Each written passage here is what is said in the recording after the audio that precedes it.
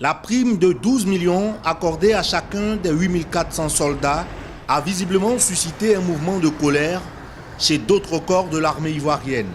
Mardi, une nouvelle mutinerie a eu pour épicentre Yamoussoukro, la capitale politique, provoquant la mort de 4 mutins. Le mouvement s'est étendu à d'autres localités du pays comme Boaké, Boaflé, Mans, où des tirs se sont fait entendre.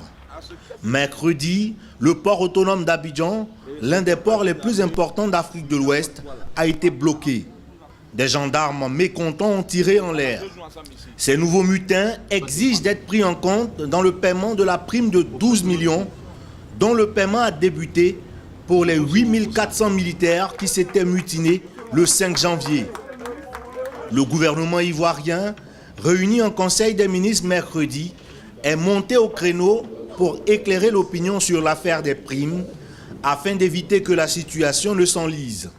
Il est à noter que ces soldats, issus des ex-forces armées des Forces Nouvelles, FAFN, avaient été désignés pour participer à des opérations de sécurisation du processus de sortie de crise de 2007 à 2011. Durant toute cette période, ces soldats n'ont perçu ni prime, ni salaire, contrairement aux autres soldats. Conscient de la sensibilité de la question traitée, le gouvernement se veut rassurant.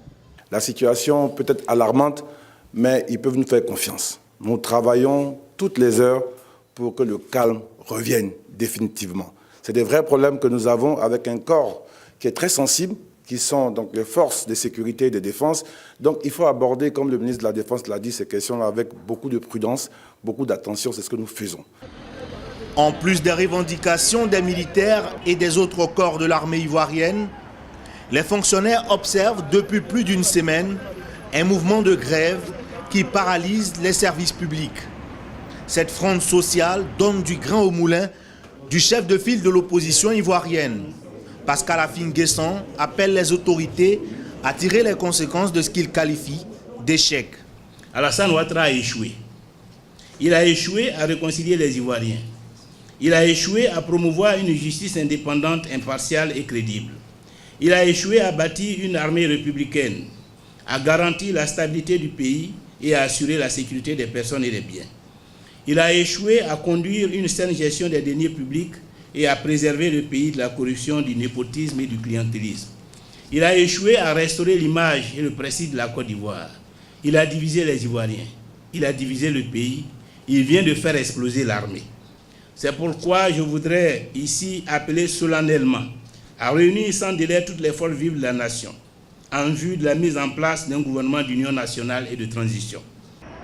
Jeudi, le calme est revenu sur l'ensemble du territoire ivoirien.